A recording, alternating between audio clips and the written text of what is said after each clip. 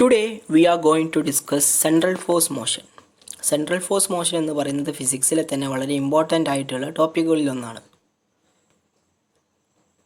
Planetary motion എന്ന് പറയുന്നത് നമുക്ക് എല്ലാവർക്കും അറിയാം സെൻട്രൽ ഫോഴ്സ് മോഷൻ ഒരു എക്സാമ്പിളാണ്.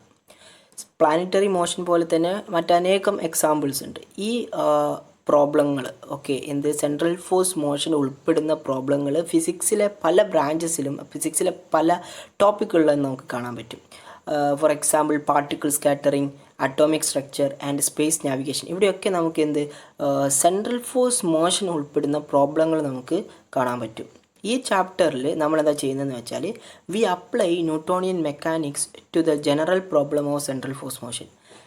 General problem of central force മോഷനിൽ നമ്മൾ എങ്ങനെയാണ് ന്യൂട്ടോണിയൻ മെക്കാനിക്സ് അപ്ലൈ ചെയ്യുന്നത്, അതാണ് നമ്മൾ ഈ ചാപ്റ്ററിൽ ഡിസ്കസ് ചെയ്യുന്നത്. സോ എന്താണ് central force?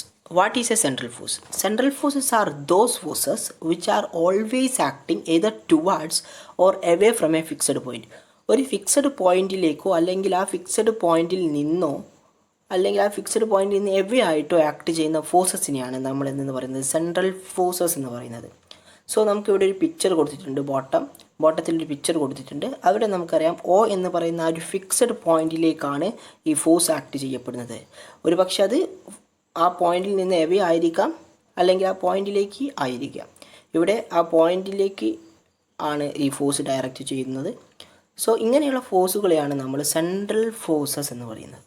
So central force is represented by F is equal to F of r r cap. ഇവിടെ ഈ റെപ്രസെൻറ്റേഷനിൽ നമ്മൾ ശ്രദ്ധിക്കേണ്ട കാര്യം എന്താണെന്ന് വെച്ചാൽ this force is represented as a function of a ഡിസ്റ്റൻസിൻ്റെ ഫംഗ്ഷൻ ആയിട്ട് നമുക്കറിയാം. ഇവിടെ where F of r is a scalar function of the distance r between the പാർട്ടിക്കിൾസിനിടയിലെ ഡിസ്റ്റൻസിൻ്റെ സ്കെലാർ ഫംഗ്ഷനാണ് എഫ് ഓഫ് ആർ എന്ന് പറയുന്നത്. ആർ ക്യാപ് എന്ന് പറയുന്നത് unit vector along the direction of the force acting. Force act ചെയ്യുന്നതിന് ഡയറക്ഷനിലുള്ള unit വെക്റ്ററാണ് R cap എന്ന് പറയുന്നത്. ഇനി നമ്മൾ പോകാൻ പോകുന്നത് central force motion as one body problem. ഒരു ടു ബോഡി പ്രോബ്ലത്തെയൊക്കെ നമ്മൾ വൺ ബോഡി പ്രോബ്ലമായിട്ട് എന്ത് ചെയ്യാണ്, ചുരുക്കുകയാണ് അല്ലെങ്കിൽ സിംപ്ലിഫൈ ചെയ്യുകയാണ്. സോ നമുക്ക് നോക്കാം. Consider N isolated system consisting of two particles interacting under a central force F of R cap. The masses of the particles are m1 and m2 and their position vectors are r1 and r2. So നമുക്ക് രണ്ട് particles ആണുള്ളത്, m1 m2 ഫിഗറിൽ നമുക്ക് കാണാൻ സാധിക്കും.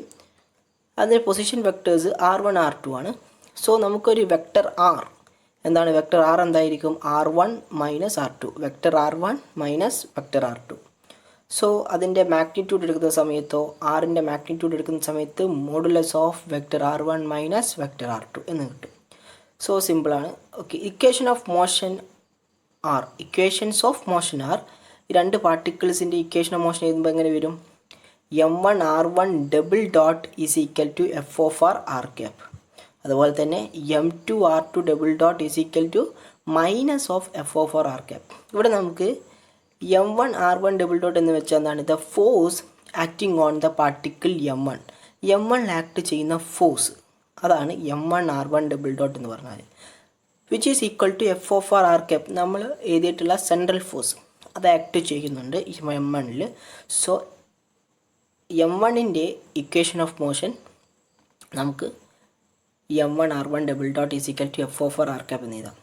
ഇനി m2 എന്ന പാർട്ടിക്കിളിനെ സംബന്ധിച്ചിടത്തോളം അതിൽ ആക്ട് ചെയ്യുന്ന ഫോഴ്സിനെയാണ് നമ്മൾ m2 r2 ഡബിൾ ഡോട്ട് എന്ന് റെപ്രസെൻറ്റ് ചെയ്യുന്നത്, which is equal to minus F of r r cap. നമുക്കറിയാം ഒരു ബോഡിയിൽ ഒരു ഫോഴ്സ് ആക്ട് ചെയ്യുന്നുണ്ടെങ്കിൽ ആ ഒരു സിസ്റ്റത്തിലുള്ള മറ്റേ ബോഡിയിൽ എങ്ങനെയായിരിക്കും, ഫോഴ്സ് ഓപ്പോസിറ്റ് ഡയറക്ഷനിൽ ആക്ട് ചെയ്യും അല്ലേ. ഇവിടെ ഒരു ഐസൊലേറ്റഡ് സിസ്റ്റമാണ്, രണ്ട് ബോഡിയാണുള്ളത്. ബോഡി അങ്ങോട്ടും ഇങ്ങോട്ടും സെൻട്രൽ ഫോഴ്സിൽ ഇൻട്രാക്ട് ചെയ്യപ്പെടുന്നു എന്നാണ് പറഞ്ഞത്. സോ ഒരു ബോഡിയിൽ അനുഭവപ്പെടുന്ന ഫോഴ്സ് എന്ന് പറയുന്നത് ഒരു പർട്ടിക്കുലർ ഡയറക്ഷനിൽ എടുത്തു കഴിഞ്ഞാൽ മറ്റേ ബോഡിയിൽ അനുഭവപ്പെടുന്ന ഫോഴ്സ് എന്ന് പറയുന്നത് നമുക്ക് ഓപ്പോസിറ്റ് ഡയറക്ഷനിൽ എടുക്കേണ്ടി വരും അല്ലേ. ഇവിടെ m1ൽ ആക്ട് ചെയ്യുന്ന ഫോഴ്സിൻ്റെ ഡയറക്ഷനാണ് നമ്മൾ ആർ ക്യാപ് എന്ന് എടുത്തിരിക്കുന്നത്. സോ m2ൽ ആക്ട് ചെയ്യുന്ന ഫോഴ്സിൻ്റെ ഡയറക്ഷനിൽ നമ്മൾ തീർച്ചയായിട്ടും അതിന് നെഗറ്റീവായിട്ട് അല്ലെങ്കിൽ ഓപ്പോസിറ്റ് ഡയറക്ഷൻ എടുക്കണം. സോ അവിടെ നെഗറ്റീവ് സൈൻ വന്നിട്ടുണ്ട്. m2 r2 double dot is equal to minus F of r r cap. ഇതാണ് equations of motion of the two particles. ഈ ഫോഴ്സ് അട്രാക്റ്റീവ് ആയിരിക്കും if F of r less than zero. F of r എന്ന് പറയുന്ന scalar function less than zero, അതായത് negative ആയാൽ ഈ force attractive ആയിരിക്കും. ഇനി ഈ ഫോഴ്സ് റിപ്പൾസീവ് ആകുന്നത് എപ്പോഴാണെന്ന് വെച്ചാൽ എഫ് ഓഫ് ആർ, ഈ scalar function F of r greater than zero, that is positive ആകുന്ന സമയത്ത് ഈ ഫോഴ്സ് റിപ്പൾസീവ് ആയിരിക്കും. So and the problem is easier to handle if we replace r1 and r2 by r is equal to vector r1 minus vector r2 and the center of mass vector r is equal to m1 r1 plus m2 r2 divided by m1 plus m2. So center of mass vector ഒക്കെ ഇത് നമ്മൾ ചെറിയ ക്ലാസ്സിൽ പഠിച്ചിട്ടുള്ളതാണ്. m1 r1 plus m2 r2 by m1 plus m2 രണ്ട് പാർട്ടിക്കിളാണ് ഉള്ളതെങ്കിൽ അതിൻ്റെ centre of mass vector നമുക്ക് ഇങ്ങനെ എഴുതാം.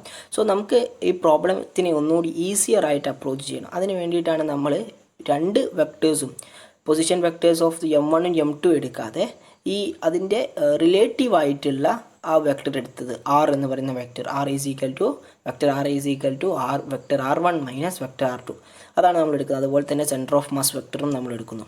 So the equation of motion of r is trivial if there are no external forces. External forces ഒന്നും തന്നെ ഇല്ലെങ്കിൽ സെൻറ്റർ ഓഫ് മാസിൻ്റെ ഇക്വേഷൻ ഓഫ് മോഷൻ എന്ന് പറയുന്നത് സിമ്പിളാണ്, നമുക്കറിയുന്നതാണ്. എന്തായിരിക്കും? അവിടെ ഒരു എക്സ്റ്റേണൽ ഫോഴ്സസ് ഒന്നും ഇല്ലെങ്കിൽ, എക്സ്റ്റേണൽ ഫോഴ്സസ് ഇല്ലെങ്കിൽ ആക്സിലറേഷനും ഇല്ല. എക്സ്റ്റേണൽ ഫോഴ്സസ് സീറോ ആണെങ്കിൽ ആക്സിലറേഷൻ എന്തായിരിക്കും? സീറോ ആയിരിക്കും. So r double dot is equal to zero. R double dot എന്ന് വെച്ചാൽ എന്താണ്?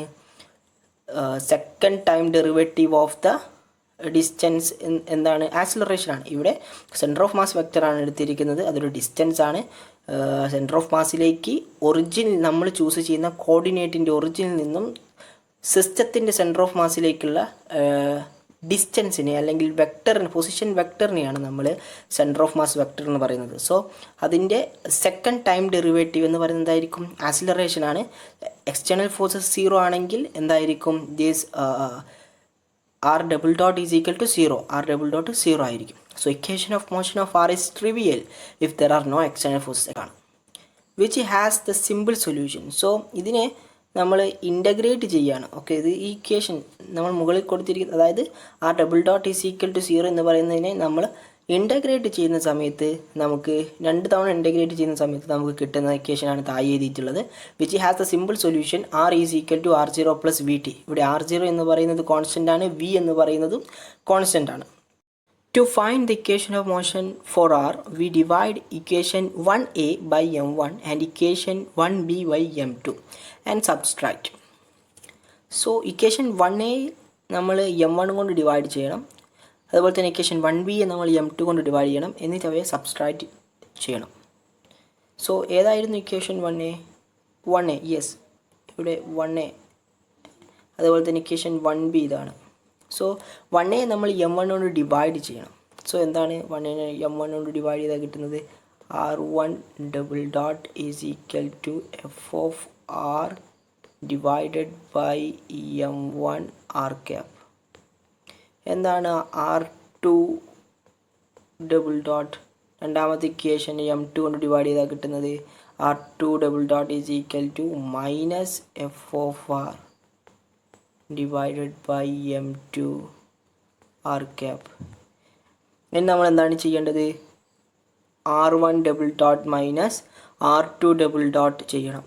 So r1 double dot minus r2 double dot ചെയ്താൽ 1 by m1 plus 1 by m2 into F of r r cap എന്ന് കിട്ടും. So നമ്മൾ re arrange ചെയ്യുന്ന സമയത്ത് m1 m2 by m1 plus m2 into r1 double dot minus r2 double dot is equal to F of r r cap എന്ന് കിട്ടും. denoting m1 by m2 denoting m1 m2 by m1 plus m2, that is this term, denoting m1 m2 divided by m1 plus m2 by mu, the reduced mass, and using r1 double dot minus r2 double dot is equal to r double dot, we have the equation mu r double dot is equal to f of r cap. അതായത് m1 m2 by m1 plus m2നെ mu ആയിട്ട്, അതായത് മ്യൂവിനെ നമ്മളിവിടെ പറയുന്നത് reduced mass എന്നാണ്.